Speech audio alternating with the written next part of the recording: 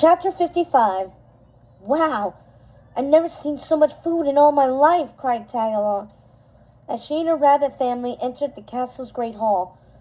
Skippy rolled his eyes, trying to play it cool, but inside he was leaping with excitement. The invitation had come from Marian herself, for all the creatures of Nottingham, and from the looks of the crowded tables, everyone had shown up. They were going to need all that food and then some. Mother and father led their 14 children down a row until they found empty spots next to Toby and his family. They sat down, taking up almost the entire bench, and Tagalong started grabbing food off the table and shoving it into her mouth. "Manners," Mother Rabbit scolded. "Have I taught you nothing?"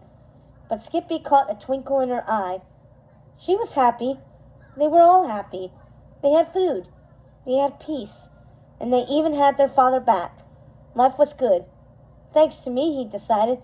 Why, I'm basically a hero, even if no one realizes it. A bell rang and the hall grew silent. All eyes turned to the king's table, which had been taken off the stage and lowered to the floor to sit at the same level as the other guests. It was filled with other animals, Richard's knights who had been with him in the war, at least according to Toby.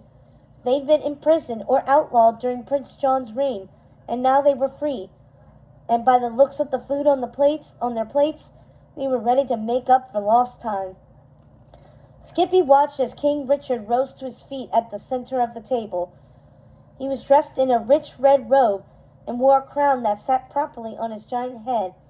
His mane was still a little straggly from his time in prison, but it was growing back and nicely. He cleared his throat.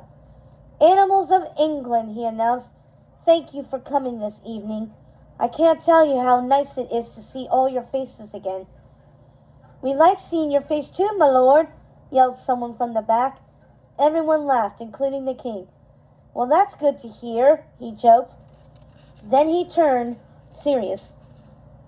"I wanted to invite you here to the castle so I could personally thank you, all of you. You all played a role in my taking back the throne. I couldn't have done it without you," he smiled. "But there are a few animals I wanted to single out for exceptional praise. Those who risked their lives to help me and to find me and help me escape," he smiled, turning to the two foxes on his right. "Robin and Marian, please stand," he said. The two rose to their feet. Robin was wearing a fine green tunic trimmed in gold, and Marian wore a powder blue gown of the softest silk. Both had big smiles on their faces. The crowd broke out into cheers, but Skippy made sure he cheered the loudest and the longest, until his mother put her paw over his mouth to shush him.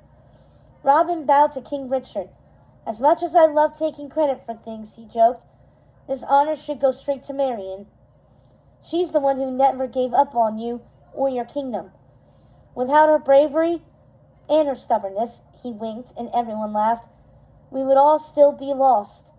His eyes shone as he gazed at Marian. Beside Skippy, Sis sighed happily. "Aw," she said, "true love." "To Marian!" cried King Richard, raising his glass in a toast. "To Marian!" repeated all the animals in the banquet hall, and then they drank from their cups. Skippy realized his was carrot juice, and it was delicious. They dug into their meals, chatting about their adventures, eating so much they'd probably have to waddle home.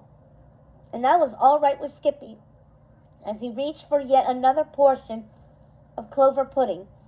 His father smiled at him from across the table. He had his family back. He had a full belly, and, remembering, he reached into his bag and brushed his paw against his gold coin. It was still there. He couldn't wait to spend it.